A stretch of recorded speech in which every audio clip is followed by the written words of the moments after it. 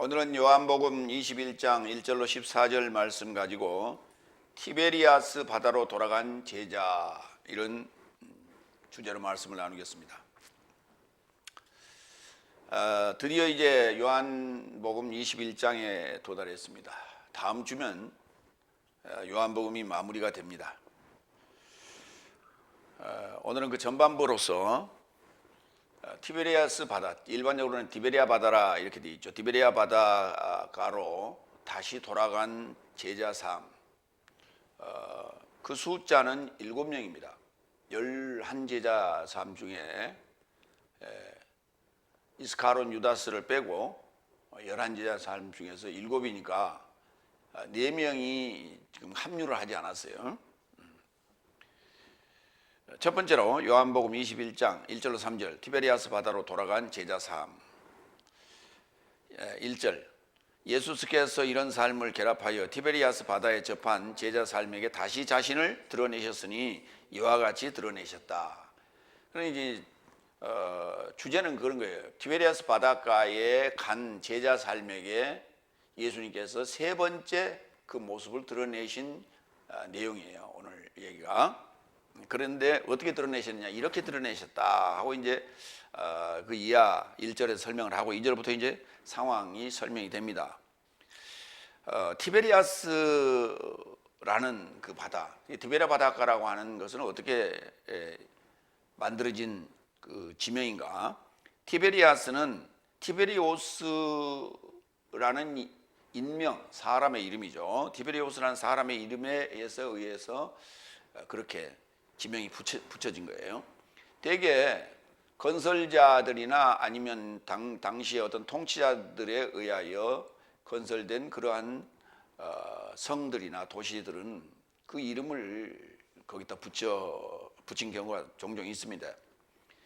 티베리오스라는 그 이름은 좋은 관찰 또는 지키는 자, 이런 뜻을 가지고 있어요. 티베리오스는 로마 제국의 2대 황제로서 AD 14년 56세의 황제가 되어서 AD 37년까지 통치를 했습니다. 14년에서 37년까지 통치를 했습니다. 그러니까 23년 동안 통치를 했다. 티베리오스는 본디오 빌라도가 총독으로 있던 기간 AD 26년에서 36년에 황제였으며 예수님께서 십자가에 못 박히실 때 황제로 재위했다. 갈릴리 바다 서부 해안에 위치한 도시인데, 이 도시는 헤롯 안디바스가, 그러니까 헤롯 왕을 얘기하는 거예요. 헤롯 안디바스가 AD 18년에서 22년에 걸쳐 건설하여 수도로 삼는 동시에 당시 로마 황제인 티베리오스의 이름을 따라 티베리아스라 명명하게 됐던 것이다. 그러니까 이 티베리아 바닷가, 티베리아라는 그 도시와 인접한, 거기에 접한 그 바닷가, 그 바다는 사실 이제 갈릴리 바다인데 그 바다가 꽤 크죠. 그 호수가 크기 때문에 티베리오스라고 하는 그 도시가 접해 있는 바닷가를 칭하면서 이렇게 말한 거예요. 근데 오늘 그러니까 갈릴리 바닷가로 가지를 않고요. 그래, 갈릴리 바다라고 하는 것은 이제 전체적인 얘기예요. 예를 들어서 이제 우리 한강 그러면 전체적인 얘기고, 그 다음에 마포나루 그러면은 그 한강의 어느 특정 부분을 지칭하는 거예요. 그러니까 갈릴리 바다 그러면 전체를 얘기하는 것이고, 티베리오스 해변 그러면은 그 갈릴리 바다가 둥글한데 그 중에 어느 한쪽의 특정한 부분을 지금 지칭하고 있다. 그쪽으로 간 이유가 오늘 전반적인 내용에 지금 이 이유가 있는 거예요. 누가복음 3장 1절로 2절에 오늘 제가 조금 전에 일반적으로 그 연구가들이 써놓은 것을 설명하는 부분이 나옵니다.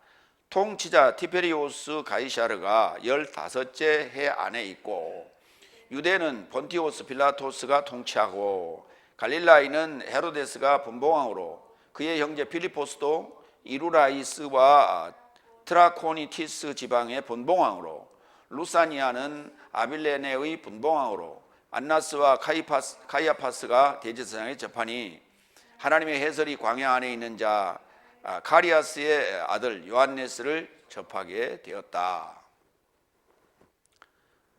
이제 그 당시 이제 상황을 이렇게 당시에 누가 로마 황제로 있었으며 그다음에 그 총독은 누구? 폰티오스 필라토스. 그다음에 갈릴라이아의 헤로데스가 분봉왕으로 있었고 그 형제 필리포스도 그다음에 이투라이스와 트라코니스도 그러니까 네 명이 되죠. 이 분봉왕이란 말은 그 한 지역을 유대라는 한 지역을 네 갈래로 이렇게 나눠서 이렇게 통치했던 것이죠. 오늘날 얘기하면은 뭐 도시라 뭐 도지사 뭐 이렇게 그러니까 대한민국을 네 개로 짜개서 이렇게 통치를 했던 어떤 도지사격이다. 그렇게 이해를 하십니다. 그걸 이제 분봉왕이라고 하는 것이죠.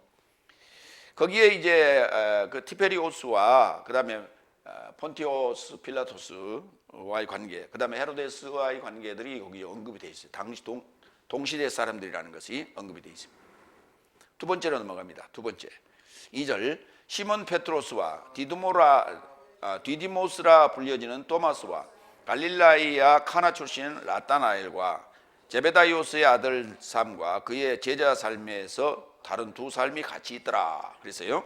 그래서 그걸 이제 정리를 해보면 페트로스 뭐 듣는 자, 시몬 페트로스니까 듣는 또는 반석, 디디모스 토마스 쌍둥이 이중 성격자, 나타나엘 하나님이 주셨다, 야코보스 그러니까 제베다이오스의 아들이 야코보스와 요한네스가 됩니다. 발꿈치와 은혜로운 자.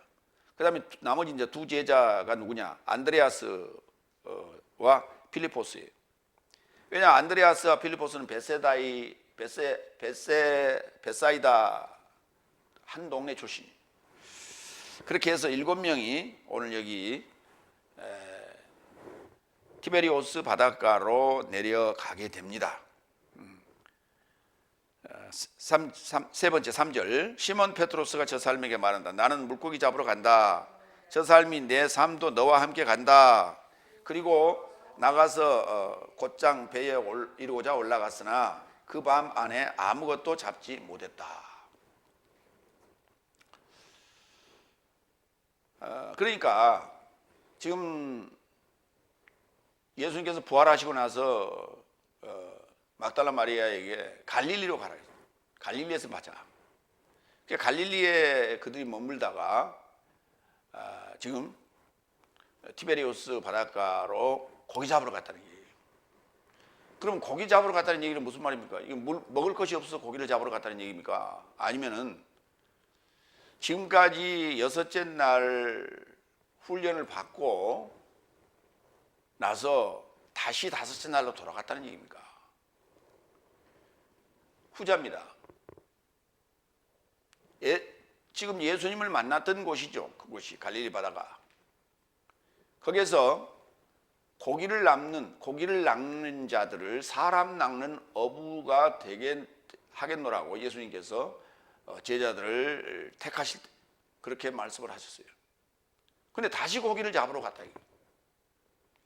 그러면은 예수님을 처음 만났을 때에 깊은 데 가서 그물을 던져서 그물이 찢어질 정도로 고기를 많이 잡았던 그런 만선의 그 상황과 오늘 이제 153마리를 큰 물고기를 잡는 그 상황을 이제 우리는 비교해서 이걸 상황을 봐야 됩니다. 나는 물고기 잡으러 간다. 뭐 이제 고기 잡으러 간다. 또는 조업하러 간다. 뭐 낚시질하러 가는 것하고 이제 또 좀 다르죠. 그물질하러 가는 것이죠. 일반적으로 얘기할 때 이제 우리 그물질하러 간다. 아니면 일반적으로 고기 잡으러 간다 이렇게 얘기를 하죠. 그래서 그 고기 잡으러 간다라고 하는 단어가 할리유어예요. 할리유어. 그리고 그 할리우스가 어부가 되는 거예요. 고기 잡는 자, 어부. 그래서 물고기 어자에다가 산의 부자를 써서 어부라고 그러거든요. 주로 이제 뭐 여자들보다는 주로 남자들이 하죠. 그 일은 힘들고 어려운 일이니까. 마태복음 4장 18절로 20절을 좀 볼까요? 그래서 예수께서 갈릴라이아의 바닷가를 활보하다가 바다에 이르고자 그물을 던지는 페트로스라 불려지는 시몬과 그의 형제 안드레아스 두 형제 삶을 알아보았다. 왜냐하면 저 삶은 어부 삶이더라. 그리고 그는 저 삶에게 말씀하신다. 나의 뒤에 오라. 그러면 내가 네 삶을 사람 삶의 어부 삶을 만들 것이다. 그러자 저 삶이 곧장 그물 삶을 놔두고 그와 동행했다. 여기 지금 언급이 되고 있는 거예요. 그러니까 이렇게 마태복음 4장에서 예수님께서 제자들을 두 사람을 택할 때 고기 잡는 어부에서 사람을 낚는 어부로 만들어 주겠다. 그리고 나의 뒤에 오라 그랬죠. 내 뒤에 오라는 얘기는 내 뒤를 따르라는 얘기예요. 이 얘기가. 내 뒤를 따르라. 그런데 다른 곳에 내 뒤를 따르라고 되어 있는 부분은 제가 이렇게 나와 동행하라라고 번역을 했어요. 그 단어는 동행한다는 거죠. 같은 길에 간다는 얘기지 길을 내 뒤를 따라오는 그런 개념이 아니에요. 여기에 정확하게 나의 뒤에 오라 그랬어요. 내 뒤를 따라오라 얘기가 돼요. 그러니까 내가 지금 사람을 낚는 어부라는 얘기예요. 예수님께서. 그러니까 물고기를 잡는 어부에서 사람 낚는 어부로 바꾸겠다는 거죠. 나를 따라오면 내가 지금 사람 낚는 어부다. 그래서 여섯째 날 지금 사람 낚는 어부의 훈련을, 교육을 지금 시켜놨더니 다시 물고기 잡는 어부로 다시 옛날로 돌아갔다는 얘기예요. 그러니까 저는 이제 교육을 하면서 여섯째 날 교육을 시키면서 매주 그런 그 경험을 했죠. 그들의 사고가 다섯째 날 사고에서 다시 이렇게 쉬어 놓으면 또 한 주간 후에 또 돌아왔을 때는 다시 원위치, 또 다시 잡아놓으면 또 원위치. 나무가요 주로 지향성이죠. 태양을 중심으로 가지를 뻗습니다. 그래서 북쪽에는 가지가 좀 덜하고 남쪽으로 가지들이 거의 이제 뻗쳐 있는 그런 형국을 볼 수 있는데 이제 그것을 바로 잡기 위해서는 나무를 이렇게 정상으로 잡아서 끈을 매놔야 돼요. 그래서 한참 동안 그렇게 굳어지도록 해놔야 돼요. 우리 교육이라는 게 그런 거거든요. 이렇게 휘어져 있는 것을 바로 잡아서 정상적인 위치로 자라도록 하는 거예요. 그렇게 하는 것이 이제 그 교육의 내용은 사람을 낚는 어부, 사람을 그물질하는 잡는 어부로서 교육을 했더니 다시 옛날 다섯째 날 사역으로 돌아갔다는 얘기예요. 다섯째 날 사역 자체가 뭐냐? 이게 첫 사람 아담으로부터 내려오는 거예요. 그게 계속 전통적으로 내려오는 사역이에요. 그게 사람을 모으는 거예요. 그게 그래서 그걸 세력화하고 그걸로 가지고 밥벌이를 하고 하는 것이 다섯째 날 사역이다. 근데 공교롭게도 이 코로나19 사태의 슈퍼 전파자 역할을 했던 자가 바로 신천지 교인이었어요. 대구. 그 신천지 교인 31명 확진자를 통해서 수많은 대구 경북의 확진자가 발생하게 됩니다. 그래서 이제 소위 기독교인들 사이에서만 신천지에 대한 어떤 모순, 신천지에 대한 어떤 그런 상황들을 이제 이렇게 저렇게 알리고 또 관심 없는 사람도 많았어요. 그런데 그 사태를 통해서 신천지의 그 실태가 신랄하게 보도가 되고 또 도마 위에 올리고 이렇게 돼가지고 모이는 그 자체를 차단시켰죠. 그 결과가 어떻게 됐느냐 그랬더니 얼마 전에 3개월간 집계를 냈는데 11조가 거의 반토막이 났다. 그러한 정보를 유튜브에서 확인한 바 있습니다. 그 말은 무슨 말이냐면 그 여파로 그 신천지 교인들이 지금 신뢰도가 그만큼 떨어졌다. 그래서 불신이 지금 인 거예요. 그러니까 계속 이 다섯째 날 교회라는 것은 지금 신천지라는 그 하나의 단체를 가지고 제가 얘기를 합니다만은 마찬가지로 다섯째 날 다른 교회도 마찬가지예요. 지금 모이지 않기 때문에 이심전심이라고 결국은 모여야만이 마음도 가고 그 다음에 물질도 가는 건데 모이지 않으면은 마찬가지로 온라인으로 그거를 송금할 그런 사람들이 썩 많지 않다라고 하는 거예요. 그러니까 타의적인 어떤 모임들이 자꾸 어떤 것을 부추기고 활성화를 시키고 생각을 그렇게 모으게 하는 것이지 자유롭게 놔두면 결국은 떠나간다.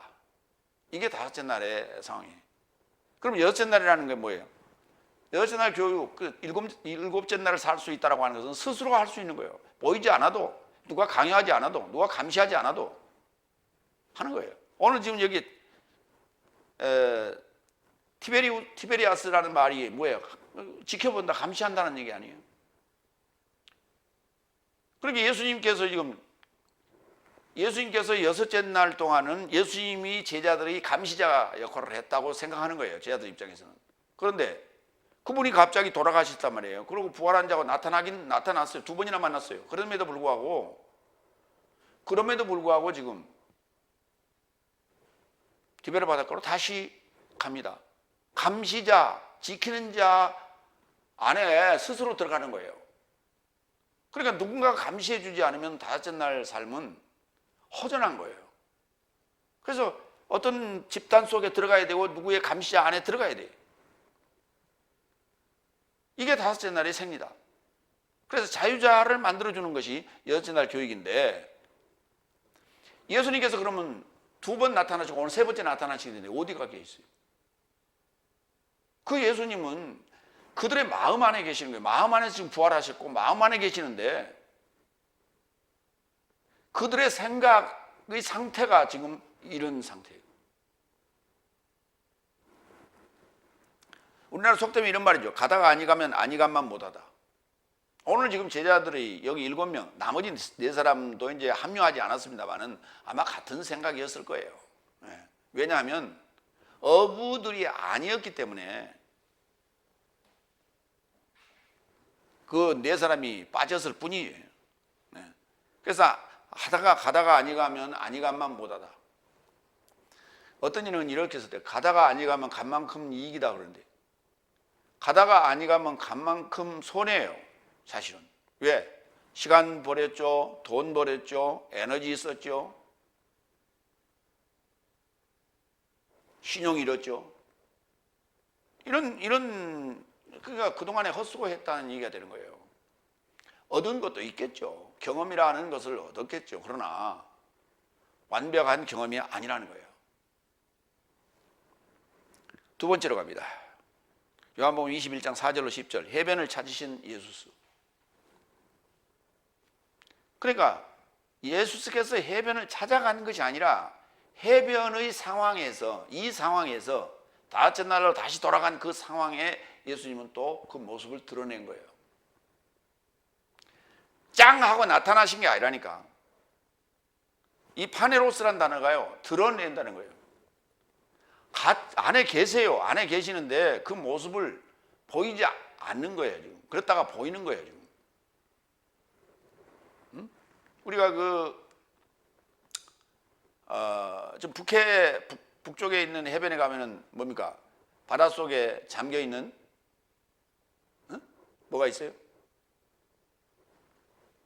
빙하. 그래서 우리가 빙산의 일각 그러잖아요.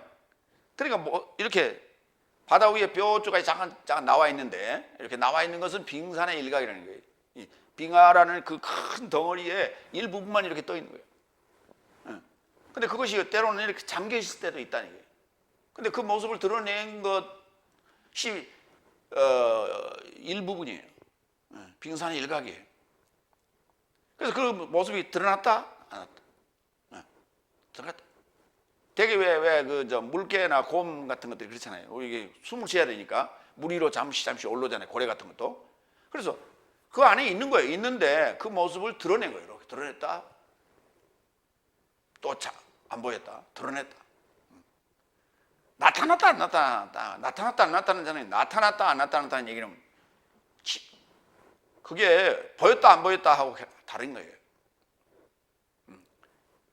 그러니까 드러나면 보이고 안 드러나면 안 보이죠. 나타나면 보이고 사라지면, 그러니까 나타났다는 얘기는 나타났다 사라졌다 이렇게 된다는 얘기예요. 그러니까 왔다 가버린 그런 상황이고, 나타났다는 개념은, 드러났다는 얘기는 이렇게 보여졌다 안 보여졌다 이런 그 안에 있는 거예요. 네 번째 4절 5절. 그런데 새벽이 되자 벌써 예수께서 해변에 이르고자 서 계셨다. 그럼에도 불구하고 제자 삶이 예수이신 것을 알아보지 못했던 것이다. 그런즉 예수께서 저 삶에게 말씀하신다. 얘들아, 참거리 좀 얻지 못했느냐? 저 삶이 그에게 답변하되 없습니다. 그거 알고 계신다니까 지금. 그러면 투시력이 있어서 그런 거예요. 같이 계시기 때문에, 그 안에 계시기 때문에, 지금 그 안에 계시기 때문에 다 알고 계신 거예요. 새벽이 되자, 새벽. 이 새벽이라는 프로이아라는 단어는 새벽이라는 명사고요. 그 다음에 프로이는 이게 일찍이 이런 말이에요. 그러니까 동틀 때쯤 일찍이 새벽. 그러면 그 새벽녘이라는 개념이 뭐냐면 아직 검다는 얘기가 아직 해 뜨기 전, 이게 프로라는 단어에서 옵니다. 프로라는 전치사에서 오게 되는데, 구약에서 새벽이라는 단어는 샤하르예요. 샤하르. 샤하르가 새벽이고 샤하르가 검다라는 단어예요. 그래서 새벽은 아직 어둑어둑하다, 어둑어둑하다, 검다, 이런 어둑어둑하다, 그때를 새벽이라고 합니다. 구약에는 시편에 새벽을 깨운다는 내용이 등장하는데, 시편 57편 8절로 11절 보겠습니다. 내 영광아 깰지어다, 비파야 수구마 깰지어다, 내가 새벽을 깨우리로다. 그러니까 내 영광 비파야 수구마 깰지어다, 내가 새벽을 깨운다는 얘기는 무슨 말이에요? 이 어둠을 지워버리겠다는 거예요. 어둠을 지워버리겠다. 온전히 빛만이 있는 현재의 세계, 4차원의 세계로 내가 진입시키겠다는 거예요. 그러므로 내 영광이 깨어나라고 얘기해요. 비파야 수구마, 노래 부르라 이게. 나팔 부르라 이게. 그러면 영광이 깨어나고 비파와 수금이 찬양하는 이 상태가 어느냐? 일곱째 날을 얘기하는 거예요. 9절. 주여, 내가 만일 만민 중에서 주께 감사하오며 문나라 중에서 주를 찬송하리이다. 물은 주의 인자는 커서 하늘에 미치고 주의 진리는 궁창에 이르나이다. 주가 엘로힘을 하늘 위에 높이 들리시며 주의 영광이 온 세계 위에 높아지기를 원하나이다. 이래야 맞아요. 11절은 제가 좀 손본 거예요. 그가 엘로힘을 하늘 위에 높이 들리시며, 전능자를 소망하는 그 사역을 높이 들리시는 거예요. 전능자를 소망하는 사역인 이 엘로힘은 일곱째 날에 이제 하늘 위에 높이 들리셔야 되는 거예요. 그래서 오늘 예수님이 새벽에 나타나신 이유는 새벽을 깨우고자 하시는 거예요. 그들에게 지금 아직도 지금 어둑어둑한 그늘이 지금 남아있다는 거예요. 지금 그것 때문에 다섯째 날로 돌아간 거예요. 그래서 티베리우스 바닷가로 고기를 잡으러 간 거예요. 옛날 했던 그 경험, 그 체험으로 돌아가는 거예요. 다섯 번째 6절. 그러자 저 삶에게 언급하셨다. 그물을 배 오른편 삶에 이르고자 던져라. 그러면 발견할 것이다. 그런즉 저 삶이 던졌고 물고기 삶의 무리로부터 저 더 이상 그물을 끌어올릴 힘이 없었다. 얼마나 많이 잡혔으면 그물을 끌어올릴 힘이 없었다. 예수님 뭐라고 그랬어요? 찬거리 좀 잡았느냐 그랬어요. 물고기 잡으러 왔는데 찬거리 좀 잡았죠. 그러니까 예수님께서 뭔가 지금 먹을 거리를 준비하셨다는 얘기가 되는 거예요. 그래서 찬거리 플러스 파기온이라는 거예요. 플러스 파기온. 물고기, 그런데 잡힌 것이 뭘 잡았냐면 이크투스를 잡았어요. 오병이어의 그 기사에 보면 그 두 마리의 그 칠병이어가 있고 오병이어가 있는데 이게 이 반창거리라는 단어로 물고기를 쓰기도 하고요. 그 다음에 이크티우스라는 단어를 쓰기도 합니다. 그런데 예수님께서 축사하실 때는요, 빵에는 축사를 했어요. 두 군데 다. 근데 물고기에 축사하실 때는 이크티우스만 축사를 하시고 그 반창거리에는 축사를 안 했어요. 네. 우리가 대개 물고기는 반창거리로 거의 활용을 합니다. 그러나 큰 물고기는 회로 떠서 먹죠. 그래서 그건 반창거리가 거의 주식에 해당되는데, 우리나라는 이제 주로 회로 먹기도 하고, 큰 뭡니까 그 다랑어 종류는 그것을 구워서 먹기도 하고 그렇습니다. 회를 먹는 나라는 그렇게 썩 많지 않아요. 우리 주로 일본과 한국 주로 이쪽에서 주로 그렇게 먹고, 다른 나라에서는 그 회를 그렇게 많이 안 먹어요. 그리고 지중해 연안에서 한 군데 회를 먹는 데가 있더라고요. 물고기에 대해서 좀 보겠습니다. 이크티우스. 마태복음 7장 9절로 10절. 혹 내 삶에게 나온 어떤 사람이 있는데 만일 그의 아들이 빵을 요구한다면 없다고 그에게 돌을 접해 줄 것이냐.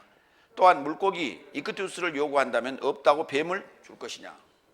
이렇게 얘기했어요. 그러니까 그 물고기라고 하는 이크티우스는 예수스 크리스토스 데오스 시오스 소테르.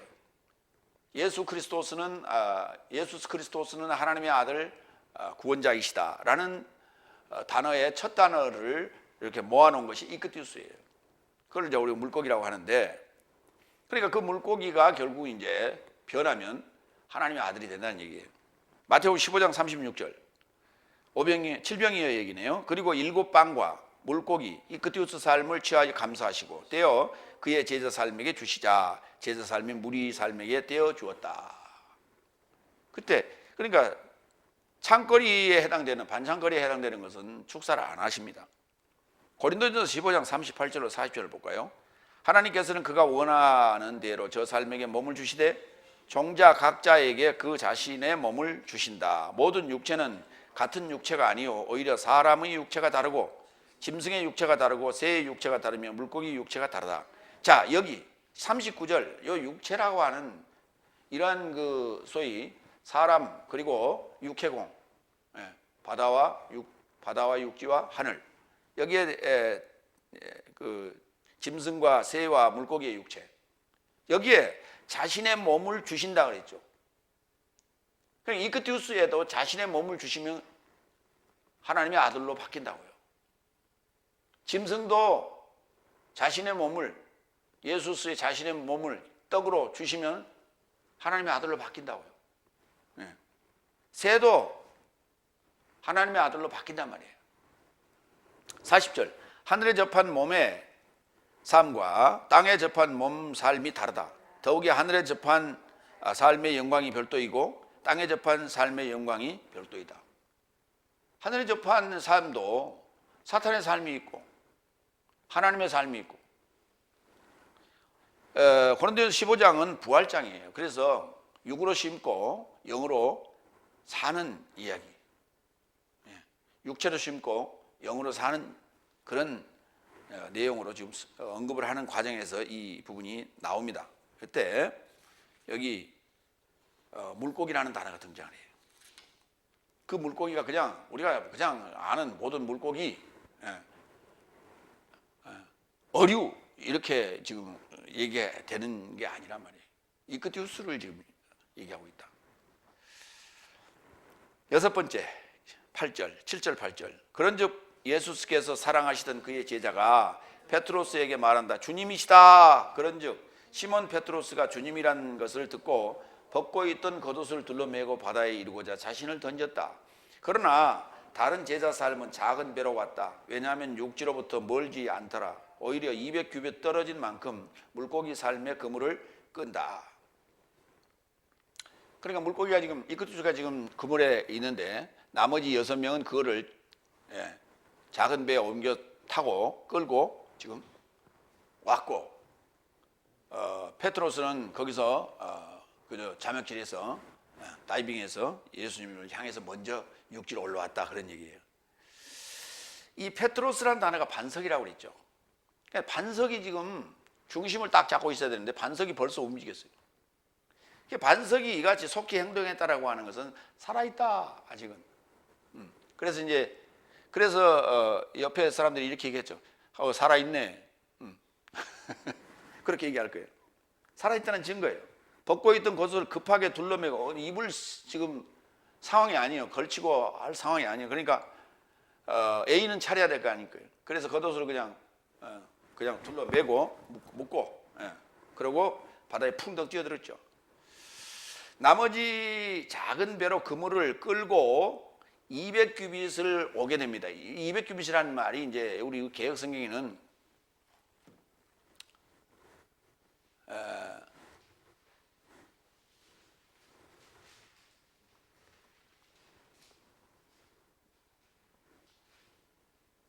50간쯤 그랬어요. 불과 한 50간쯤. 50간 참 어려운 얘기예요.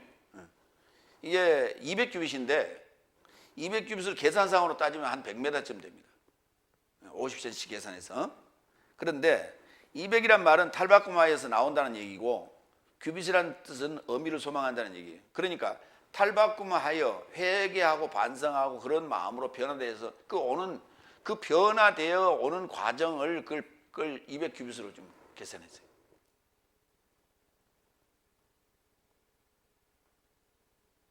그러니까 어미를 향해서 어미 품으로 지금 돌아오는 그런 상황이에요 지금. 그러니까 그들이 지금 그 물고기를 끌고 6명이 이렇게 그 그물을 끌고 오는 그 과정에 마음의 변화, 탈바꿈의 어떤 반성과 회개와 어떤 이런 과정들이 지금 순간적으로 교차하는. 근데 그 거리가 너무 짧아도 안 되고 너무 멀어도 안 돼. 적당한 거리에 한 100여 미터 되는 그런 거리를 오면서 뻔히 보이는 거 아니에요 지금. 페트로스와 예수님하고 지금 페트로스가 지금 가고 있고 헤엄쳐서 뭐 헤엄치고 가다가 뭐 걸어가겠죠 어느 정도는. 그리고 그러니까 보세요. 100여 미터 정도 되는 거리에, 그러니까 이제 강이니까 좀 이 심도가 급하게 경사가 졌을 수 있어요. 그러면 상당 부분을 헤엄쳐 와야 돼요. 바다라고 하는 그 입장에서는 경사가 이렇게 급경사가 아니고 완만하잖아요. 그런데 호수기 때문에 아마 급경사였을 수 있다. 그렇다 치더라도 그 100여 미터 정도 위치에 그물을 오른편에 던졌더니 그렇게 153마리나 큰 물고기가 잡았다. 글쎄 그 고기들이 다 그때 잡아버리고 없어서 요즘은 베드로 고기라고 해가지고 요만한 거 지금도 갈릴리 바다에서는 어부들이 그 고기를 잡아서 관광객들한테 상품으로 파는데 그렇게 큰 고기 아니에요. 많아요. 그때 다 잡아버려서 저 큰 고기는 없나 보네요. 153마리 그물을 끌 정인데 뭐 아무리 적어도 한 8뚝만씩은 했다는 얘기 아니에요. 그 고기에 대한 이름이 없어요. 무슨 고기라는.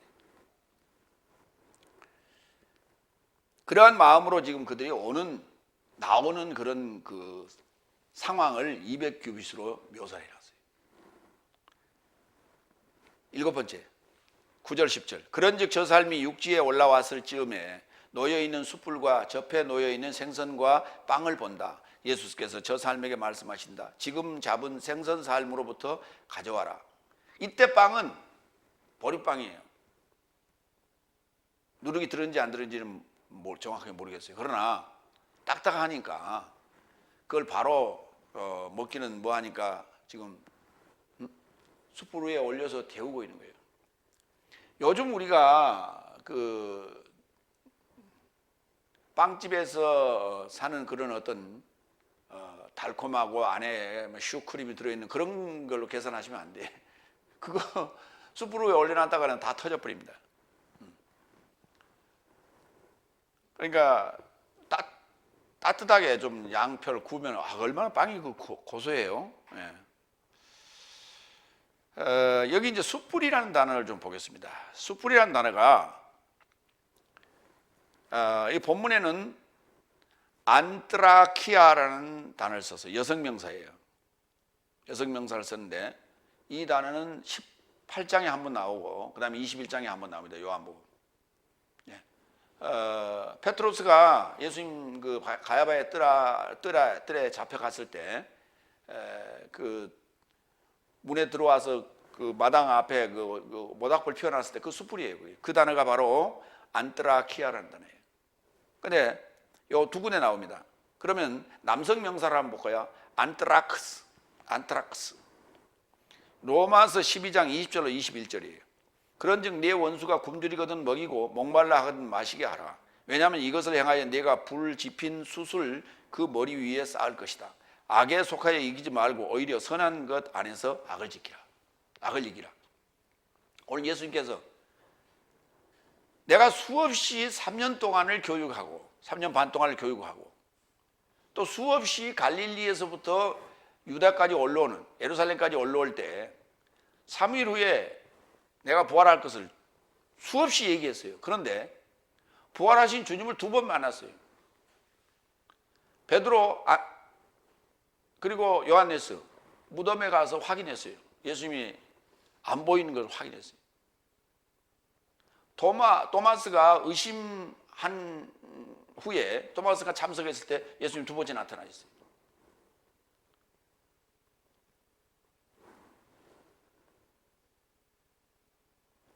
그러니까 인간적으로 계산하면요, 이거 패 죽여야 돼요. 만나서 전부 다 조인트 까야 돼. 엎드려 뻗쳐 해가지고 원산폭격 전부 시켜야 돼. 근데 예수님은 그런 마음일 수 있어요. 그러나 우리가 짐작할 수 있으나 예수님은 그렇지 않았어요.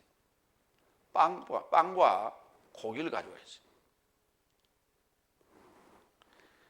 그래서 결국은 원수를 내 편으로 만들고자 하는 데는 이만큼 좋은 방법이 없다는 게 먹여라. 그래서 옛말에 이런 말이 있죠. 미운 자식 떡 하나 더 주라. 네. 먹고 죽은 귀신은 때깔도 좋다. 먹고 나서 아니라고 말하는 자는 없어요. 그래서 선거철만 되면 먹입니다. 옛날에 그 유명한 검정고무신과 막걸리, 시골에서 우리가 선거철이 되면 늘 검정고무신 막걸리, 이게 주 메뉴였어요. 그때 60년대 70년대. 요즘은 그런 거 안 하죠. 한동안은 돈으로 쭉 하다가 이제 그거 걸리면 30배인가 50배인가 벌금 물어야 됩니다. 그러니까 이제는 선거철에 그런 거 없어요. 어쨌든 먹었다. 너 좀 먹었냐? 먹었다는 얘기는 무슨 말이야? 돈 먹었냐는 얘기예요. 일본말로 와이로 먹었냐? 먹여야 돼요. 어쨌든 간에. 무엇을 먹여야 돼요? 떡을 먹여야 돼요. 예수님의 살이에요. 그러니까 결국은 입으로 들어간 그 떡도 떡이지만 빵이지만 예수님의 지금 그 말씀을 다시 상기시키는 거예요. 오늘 지금 5병의 기적과 7병의 기적이 티베리오스 해변가에서 있었어요.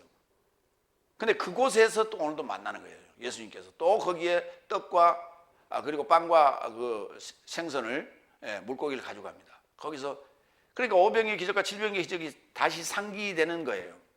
그럼 그때 뭐예요? 내 살과 내 피를 먹고 마시라고 그랬죠, 예수님께서. 그러면 내가 마지막 날에 너희를 살리겠다. 이 요한복음 6장이라고 하는 그 장관 그 내용이 생각나고 다시 상기시키는 그러한 중요한 순간이 오늘 디베레 바닷가가. 세 번째로 갑니다. 요한복음 21장 11절로 14절. 부활의 주와 세 번째 만났다. 여덟 번째. 11절. 시몬 페트루스가 올라가서 그물을 육지에 접해 끌어당기니 153삶의 큰 물고기 삶이 가득하였다. 이렇게 많았으나 그물이 찢어지지 않았다. 여러분 한번 생각해 보세요. 3년 반 동안 묵혀놨던 썩혀놨던 그물입니다. 그물이 왜 안 찢어져요? 그게 당연히 찢어지지. 언제 그물을 손봤어? 누가 손봤어요?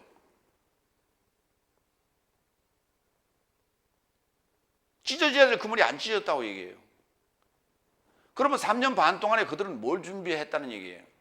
찢어지지 않는 그물을 준비한 거예요. 그 그물은 바다에 이렇게 던져서 물고기를 잡는 그 그물이 아니고요.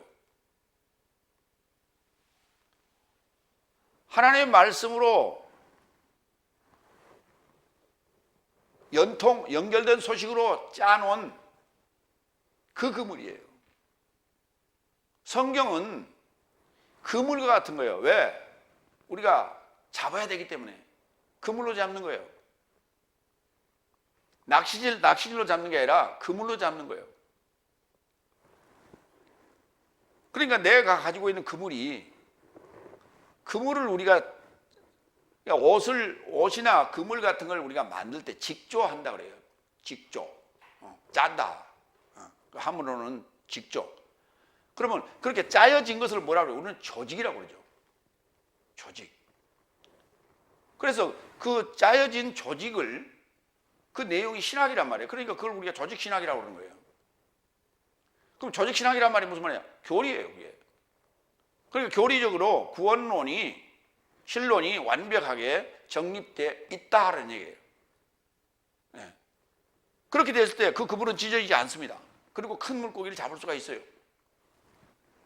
그러면 처음 잡았을 때 그때는 깊은 데로 가서 그물을 던지라 했을 때 그때 그물이 찢어졌다고 그래요. 터졌다고 그래요. 박살났단 말이에요.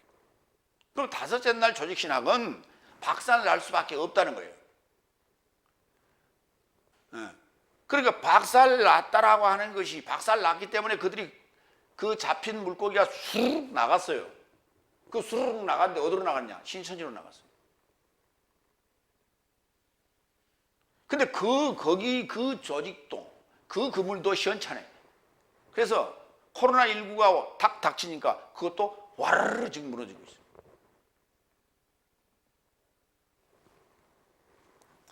그럼 153마리라고 하는 이거는 뭐냐?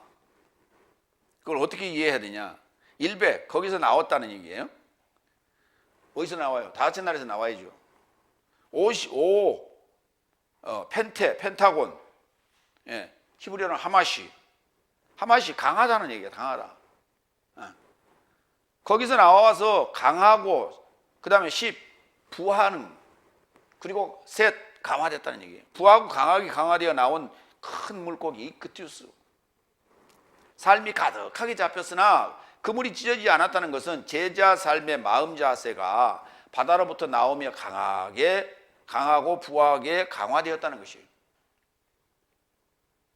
다섯째 날 사성의 바다로부터 나올 때 강하고 부하게 강화되었다는 거예요.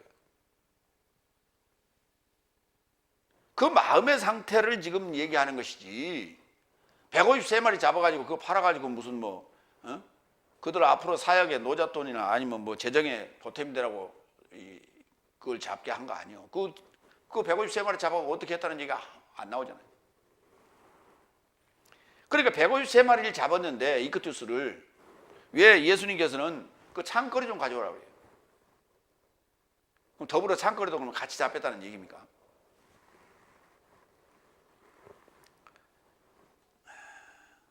그래서 이 153마리가 무슨 대단한 건 줄 알고요.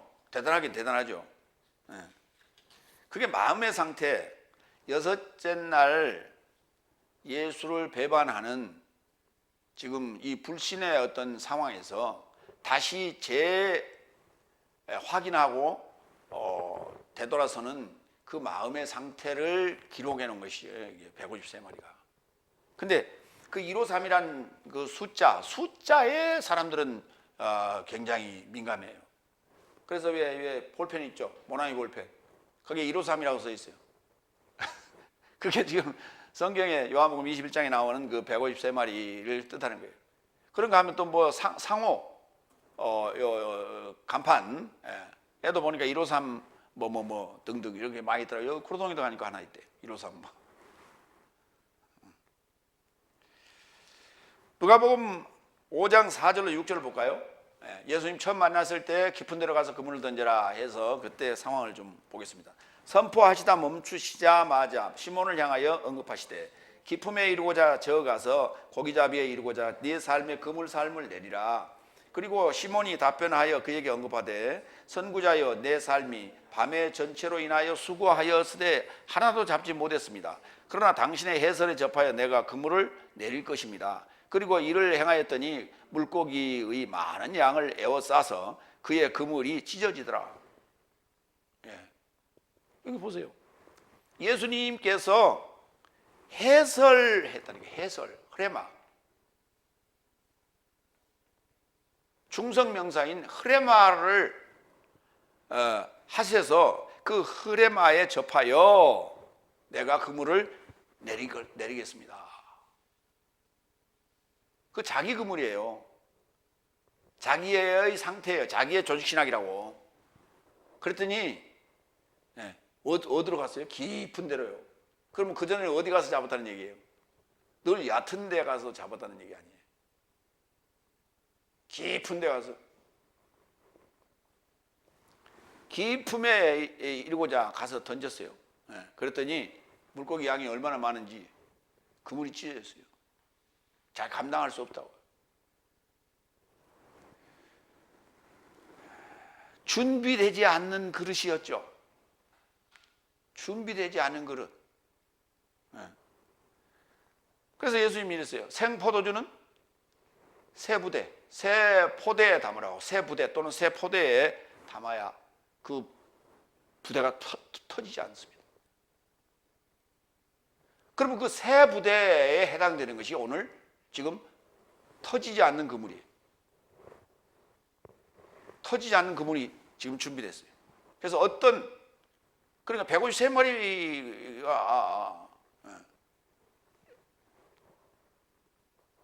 담겼어도 큰 고기가 그렇게 담겼는데도 터지지 않았다. 9번째 12절 13절 예수께서 저 사람에게 말씀하신다. 이리와 식사하라.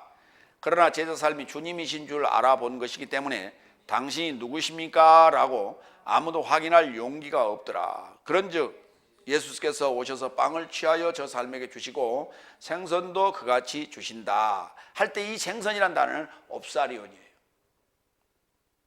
옵사리온. 뭐 할 때? 빵을 먹을 때 곁들여서 먹을 수 있는 거예요.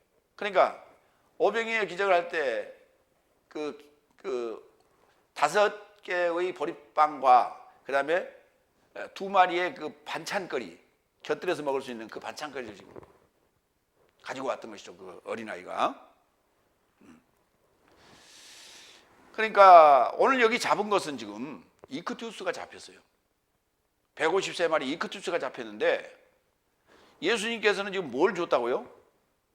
빵과 반찬거리인 옵사리온을 지금 주셨다고요.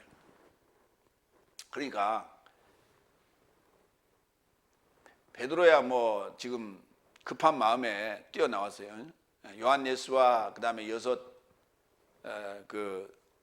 요한네스를 비롯한 6 제자 삶이 그걸 끌고 지금 나오는 그 과정이 지금 그들의 마음 상태를 153마리로 묘사를 했고, 실제 그들의 어떤 마음 상태를 보면 뭔가 좀 벅찬 어떤 그런 감격, 그리고 무슨 말을 해야 될지 모르는 어떤 그런 어떤 마음이 먹먹한 뭐 후회, 뭐 여러 가지가 지금 번복이 됐겠죠. 그리고 몸은 지금 지쳐 있고, 마음도 지금 허전한데 그 허전한 마음을 예수님께서 지금 거기다 탁 153마리를 집어넣어 준 거예요. 그 허전한 마음, 텅 빈 마음에 어둑어둑한 그 마음 속에다 153마리를 펑 집어넣어 준 거예요. 지금. 근데 실제 몸은 지금 시장하죠. 만족함과 어떤 먹먹함, 벅찬 감격 이런 것이 지금 마음으로는 그런데 속은 지금 텅 비어 있어요. 새벽 얘기 얼마나 힘들겠어요. 밤새도록 한 마리도 못 잡았으니. 그 시장한 제자 삶에게 빵과 생선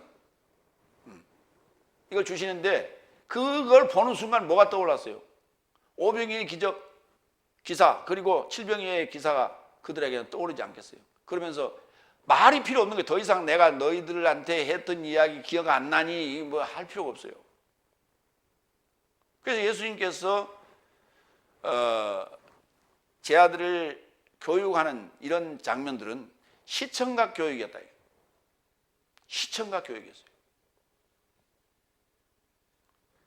근데 시청각 교육이기 때문에 이렇게 장면으로 묘사를 하고요. 아까 예수님을 처음 만났던 베드로스가 예수님의 해설 삶에 내가 접하여 그물을 깊은 데 가서 내리겠습니다 했을 때는 예수님께서 설명을 하신 거예요. 그때는. 왜?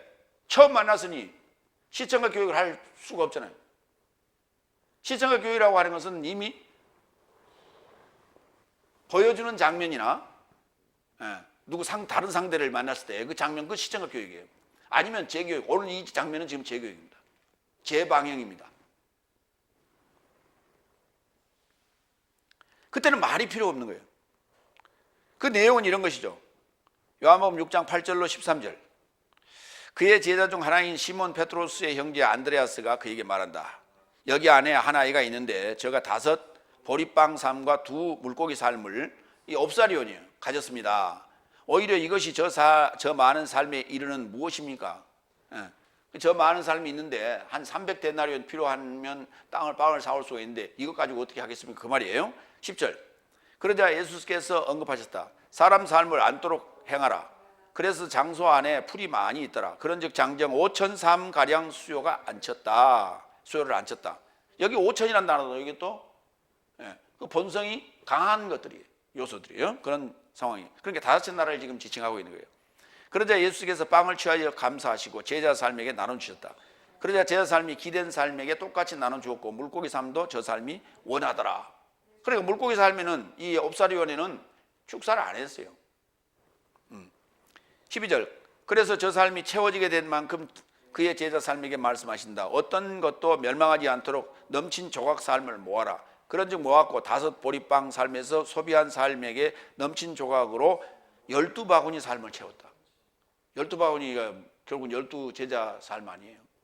그들 얘기 아닙니까? 그리고 12지파를 얘기하는 것이죠. 12지파 삶을 지금 채웠다. 이런 얘기예요. 그게 부하게 탈바꿈된 거예요. 그들을 채운 거예요. 그걸. 그 나머지가 아니라 그게 부한 거예요. 그게.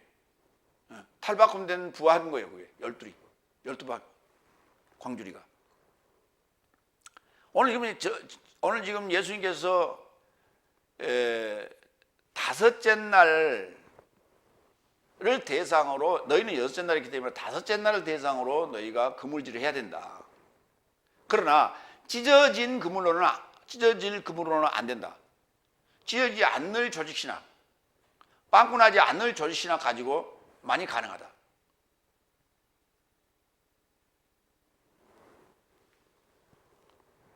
그래도 도망가는데 어떻게 할 거예요?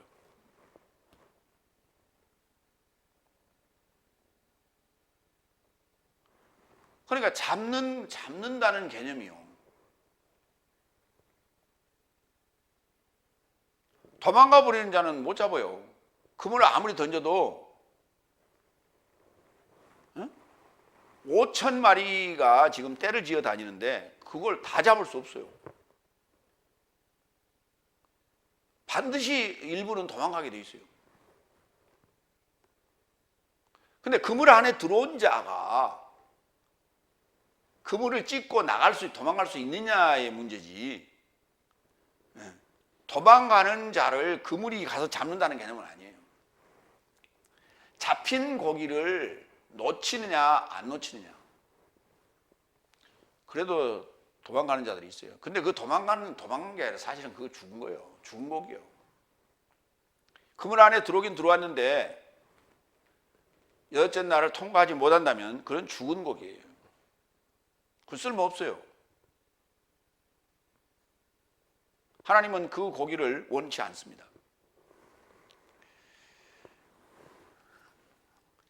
그래서 오늘 지금 예수님께서 요한복음 6장에서 보여줬던 5병이의 기적, 7병이의 기적, 이것은 5째 날이 지금 너희의 그물질의 대상이라는 얘기예요.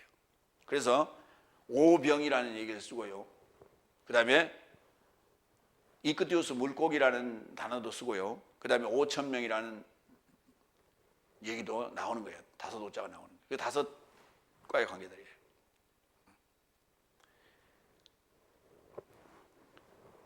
그래서 그들과의 전쟁에서 이길 수 있다라고 하는 것은 강해져야 되는 것이고 부해져야 되는 것이에요. 그리고 탈바꿈되어야만이 가능해요. 왜? 유사한 얘기 가지고는 그들을 잡을 수 없어요.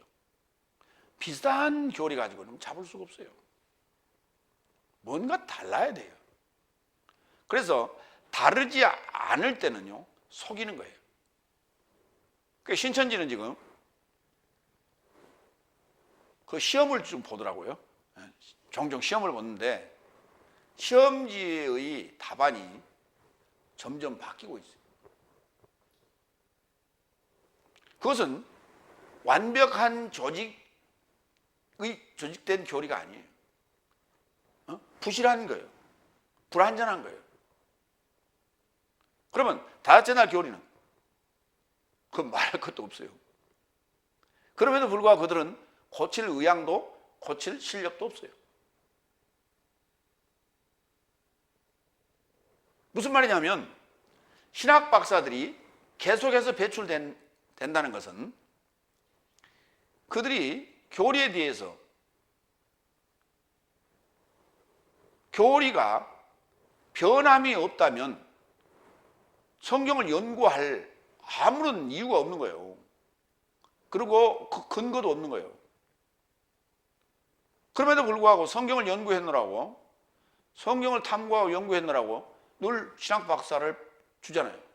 그럼 신학 박사들이 교리적인 모순들을 수정해야 되는데 아무도 하지 않습니다. 그러면서 무슨 신학 박사예요?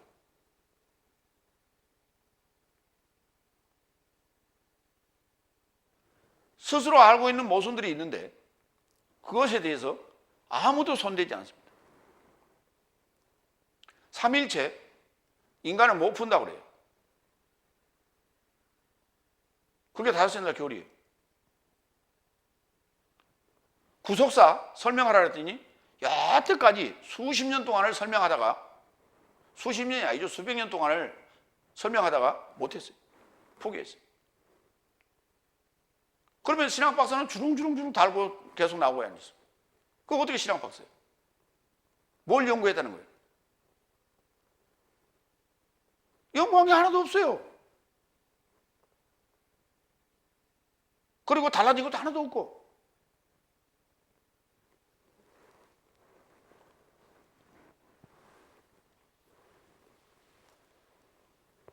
달라졌다면 이런 거예요. 몇 년에 걸쳐서 한 번씩 번역 성경을 바꾸잖아요. 개역 한글에서 지금 개정개역으로 바뀌었는데 그 일부 단어들 표현 몇 개 수정한 거예요. 그게 그동안에 신학 박사들을 배출한, 그 기간 동안에 신학 박사들을 배출한 결과물이에요. 그게 뭐 달라진 게 뭐 있어요? 그게 무슨 놈의 신학 박사예요? 신학 박사 아니라도 그거 다 할 수 있는데 번역 자체가 엉터로 되어 있는 걸 바로 잡았을 뿐인데 그게 결과물이에요. 그러니 얼마나 부실하고 얼마나 잘 터지는 그러한 조직을 가진 그물이냐고요. 그게 그걸 가지고 뭘 잡아? 그러니 여기서 터지고 저기서 터지고 저기서 빵꾸 나고 저기서 빵꾸 나고 그러는 거예요. 그래서 다섯째 날은 강한 자가 이거예요. 우리가 TV에서 수차례 봤던 그 전광훈 씨는 이미 백석대에서 제적당한 자입니다. 백석교단에서. 그러니까 백석교단에서 제적을 당했으니까 목사 안수를 준 곳에서 제적을 시켰으니까 결국 목사가 아닌 거예요. 거기서 제적을 당했으면 어디 가서 목사 안수를 또 받아야 돼. 정식으로. 그런데 거기서 제적을 당하고 나서 교단을 새로 만들었어요. 그래갖고 이단성이 있는 자들을 전부 다 끌어모아가지고 지금 자기 사람들로 전부 다 지금 채워서 한기총을 꾸려가고 있는 거예요. 근데 그것을 제재하거나 훈계하거나 할 어떤 인사도 지금 없는 거예요. 지금 이게 통합이고 이게 합동이고 이게 감리교 성결이고 순복음이에요. 지금 현재 스스로의 자구책, 스스로의 자정 능력이 없는 그러한 교단들이 사회를 향해서, 정부를 향해서 뭐라고 얘기할 아무런 이유가 없는 거예요. 자정 능력, 스스로의 자정 능력이 없다니까. 그러니까 냄새만 나는 거예요. 냄새만. 자정 능력이 없으니까 냄새만 풀풀 나는 거예요. 자기 집에 들어가 보니 엉망진창이었어요. 여기저기 곰팡이 쓸어있지, 뭐 쓰레기는 여기도 나오고 저기도 나오고, 뭐 천정이고 뭐고 뭐 그냥 찢어지고 난리가 났지. 그런 사람한테 밖에 가서 청소하세요 그러면 청소하겠어요? 자기 집도 청소 못하는 사람이. 지금 그런 상황이다. 병들어 있는 거예요 지금. 14절 예수께서 죽음 삶에서 살아나시고 이것을 그의 제자 삶에게 벌써 세 번째 드러내셨다. 이 세 번째라고 하는 단어가 트리토스라는 단어인데 이게 서수예요. 서수. 이 서수가 주로 계시록에 많이 사용되는데 3분의 1로 번역을 했어요. 땅과 바다, 그 다음에 피조물의 3분의 1, 해, 달, 별의 3분의 1 등등 이렇게 수목의 3분의 1. 세 등분해갖고 한 부분을 얘기하는 게 아니에요. 셋째예요, 셋째. 셋째, 강화된 것. 강화된 것. 그러니까 우리가 일반적으로 얘기할 때 3~4번 얘기하잖아요.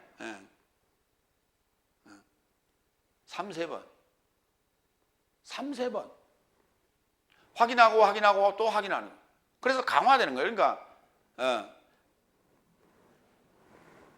한 줄은 끊어지기 쉬워요. 그러나 삼겹은 강하다고요. 그래서 우리가 줄을 꼴 때 대개 삼겹줄을 꼽니다. 새끼 꼴 때는 이겹줄로 꼬지만 그건 어쩔 수 없어요. 그래서 우리는 그걸 새끼와 새끼를 두 개를 같이 또 다시 꼬면 사겹줄이 되는데 삼겹만 해도 돼요. 그래서 일반적으로 우리가 로프, 밧줄 이거는 거의 삼겹줄이에요. 그래서 외줄보다는 삼겹줄이 강한 거예요. 왜? 외줄은 아무리 강한 것도 뚝 끊어버리면 다른 어떤 방어, 대책이 수단이 하나도 없어요. 그래서 로프, 쇠줄도 마찬가지고, 그 다음에 와이어, 섬유, 이 로프도 마찬가지고, 거의 삼겹줄로 꼽니다. 그걸 우리가 강화됐다고 얘기해요. 그런 의미지 3분의 1을 얘기하는 게 아니에요. 오늘 예수님께서 지금 세 번째 나타나셨다는 얘기가 성경은 전부 다 이 하나님도 삼위일체 강화된 것으로 설명하고 있고요. 오늘 예수님께서 부활에 대한 것을 오늘 지금 부활하신 후에 세 번째 나타나셨다는 얘기가 그 말이에요. 그런데 여기서 이제 다시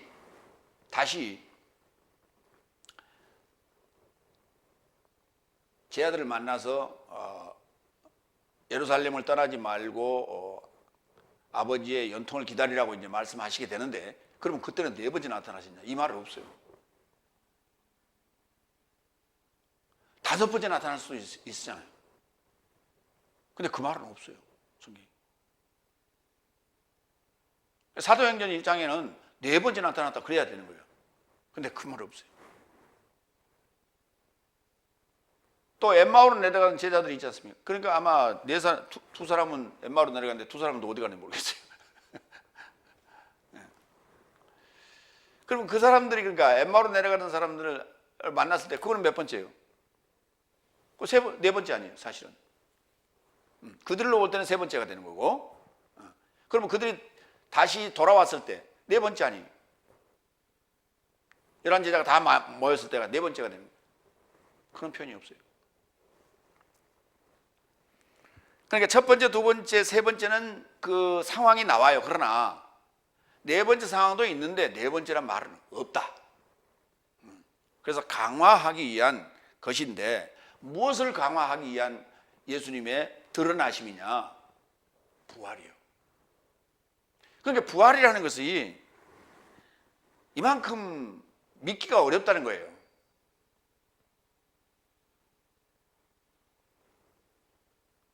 한번 생각해 보세요.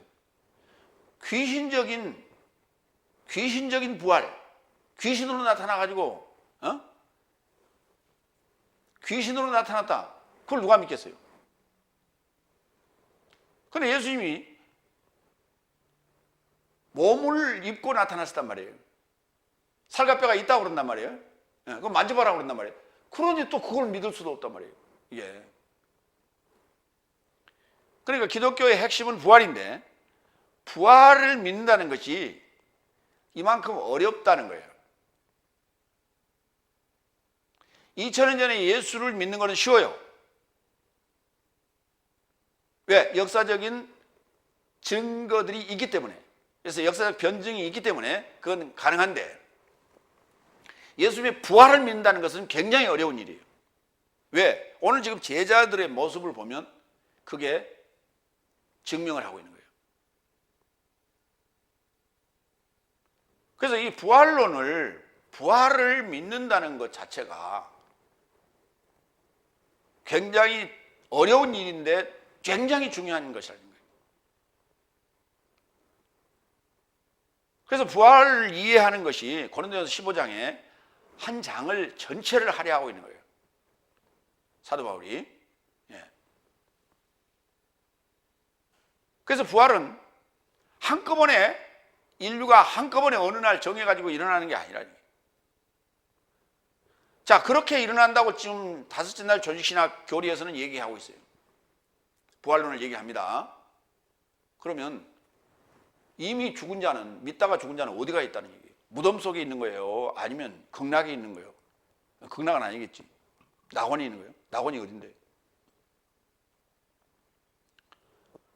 그 애매한 소리라고 아니었어. 낙원이 어디가 있는데?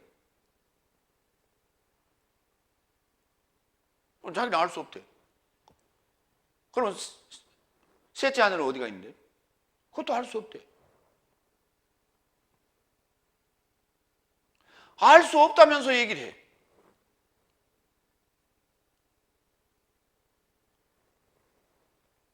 그러니까 부활이라는 단어가 있잖아요. 부활이라는 단어가 있으니까 부활이라고 우리가 얘기를 해요. 그렇죠? 부활이라는 단어가 있으니까 우리가 부활이라고 얘기하는데 그 부활이라는 단어는 에게이로로 쓰기도 하고 아나스타시스라는 단어를 쓰기도 하고 두 단어를 썼어요. 에게이로라는 단어는 잠에서 깨다, 일어나다 이런 뜻이에요. 아나스타시스는 아니스템이라는 단어에서 와요. 동사에서. 위로 일어선다는 얘기예요. 예수님이 늘 서 계셨죠. 여기 앉아 계셨다는 얘기 한 군데도 안 나와요. 서 계셨다. 일어서셨다. 일어서셨다. 아나스타시스가 일어섬이에요. 그러니까 그걸 우리가 부활이라고 하는데 일어섬. 누웠다가 일어서는 거예요. 그게 부활이에요. 성경에서 얘기하는. 그러니까 부활이라는 단어는 우리가 이제 한문인데 다시 복자, 복권, 복구, 살아났다요. 다시 활동하신다. 죽었다가 다시 활동한다. 죽었다 다시 활동한다요. 그럼 뭐가 죽었냐 그랬지? 육체 아파의 정과 욕심이 죽었다니까. 육체가 뭔데? 요 육체 말고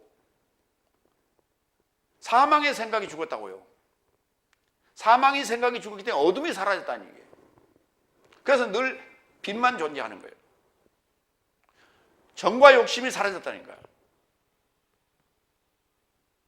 정적인 요소가 아니라니까. 이성적 이제 소위 차원으로 바뀌었단 말이에요. 감성에 호소하는 게 아니라면, 욕심이 사라졌어요. 왜? 가졌기 때문에. 그것을 부활이라고 하는 것이지 귀신적인 얘기를 해. 귀신적인 부활론을 얘기해. 그런데 또 귀신은 아니래. 왜? 살갑뼈가 있어야 되는데. 그렇기 때문에 이 살갑뼈가 다 살아나서 하늘나라로 날아간다는 거야. 그러면 화장을 해서도 안 되고 끝까지 보관해야 돼. 어디다가. 뼈들을. 살은 어디로 가버렸어. 다 썩어버렸는데. 다 썩어서 흙이 돼버렸는데 그 살은 어디서 달라붙을 거예요, 나중에. 그런 1차원적인 이야기를 한다. 그게 무슨 놈의 조직신앙이고 그게 무슨 놈의 교리예요. 그러니까 막연하게 그냥 두루뭉술하게 부활을 얘기하고 앉았어. 그 영화로나 우리가 그림직하고 그저 만화로나 그림직할 수 있는 그런 차원의 이야기들. 마술적 차원에서 끝나는 거예요, 지금. 그리고 그걸 어떻게 믿으란 얘기예요? 믿음은 뭐라 그랬어요? 소망하는 삶의 실체라고 그랬죠. 근데 실체가 없어요. 소망을 하는데 실체가 없어. 왜? 설명을 못 하니까.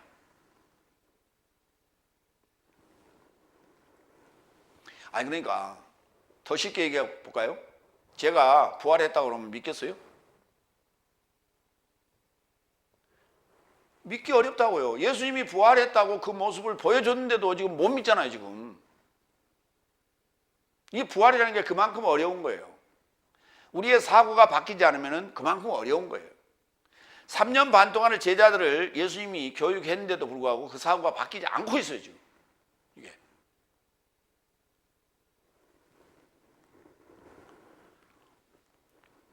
여기 이제 마태복음 16장 21절. 그때로부터 예수께서 히에로솔리마 삶에 이루고자 떠날 자신과 장로 삶과 대제사장 삶과 서기관 삶으로부터 많은 고난 받음과 죽임 당함과 셋째 날로 일으킴 받음이 마땅하다고 그의 제자 삶에게 보여주기를 시작하였다. 그랬어요.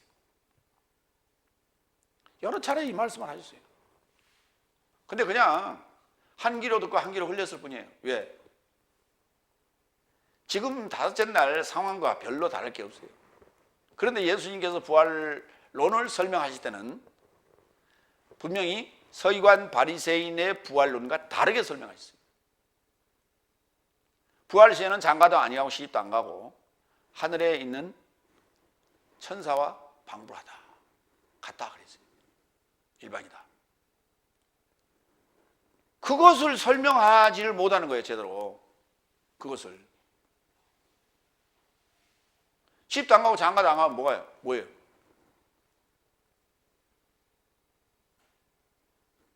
하늘에 있는 천사는 남성이에요. 안겔로스. 근데 시집도 안 가고 장가도 안 가면은 중성이에요. 중성. 중보자가 됐다고요. 일곱째 날이 됐다는 것은 중보자 된 거예요. 그러니까 성경 전체를 조망할 수 있는 그 조감도, 다시 말해서 7날, 그 다음에 연결된 소식, 이것이 없이는 성경이 이해가 안 됩니다. 그래서 그 7날이라는 그 조직이 촘촘히 짜여져야만이 터지지 않는, 찢어지지 않는 그물이 되는 거예요. 오늘 제자들이 가지고 있던 그물은 시원찮은 그물이었어요. 그러나 예수님이 거기에 함께 계시니까 그 그물은 완벽한 그물이 된 거예요. 그러면 제자들이 사도로서의 삶을 나갈 때, 사역을 나갈 때 반드시 거기에는 예수님이 함께 계셔야 돼요. 각자가 행동하더라도 함께 계시지 않으면 그 그물은 찢어질 수밖에 없고 완벽한 교리가 아니에요. 근데 그들의 행동은 다 각자 행동했죠. 사역을. 예수님 가신 후에. 그런데 오순절 성령이 왔기 때문에 가능했단 말이에요. 그럼 오순절 성령으로 임하신 거예요. 그게. 그러니까 전체를 보는 눈이 없는 거예요. 부분적으로만 가지고 설명하고 앉았어요. 다섯째 날 교리는. 그러니 여기저기 빵꾸가 날 수밖에.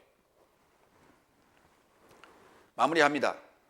부활을 믿는다는 것은 매우 어려운 과제이다. 현장에서 함께 생활했던 제자삼도 부활의 주를 만났는데도 다른 날 삶으로 되돌아가는 모습을 보면서 제대로 알고 이해해야 됩니다. 부활에 대한 개념을 완벽하게 우리가 이해해야 돼요. 그래서 예수는 세 번째 자신을 드러내시면서까지 제자 삶에게 부활을 믿게 하시고 계시는 거예요. 오늘 우리의 과제가, 우리가 전해야 될 과제도 마찬가지예요. 부활에 관한 거예요. 다른 거는 다 이해를 합니다. 그런데 부활이라고 하는 이 문제만 들어가면 서로 코드가 안 맞아요. 이해를 못 합니다. 그래서 이 부활이라는 문제는 처음부터 할 얘기가 아니에요. 여섯째 날 들어오는 자에게 처음부터 할 얘기가 아니라 끝에 할 얘기예요. 아무리 궁금해도 끝에 해줘야 돼요. 그래서 부활은 20장에 나오는 거예요. 사복음서 제일 끝에 늘 나오는 거예요, 부활은. 그래서 그 순서대로 그러니까 우리가 나라의 복음을 전해야 된다. 마무리하겠습니다. 기도하겠습니다.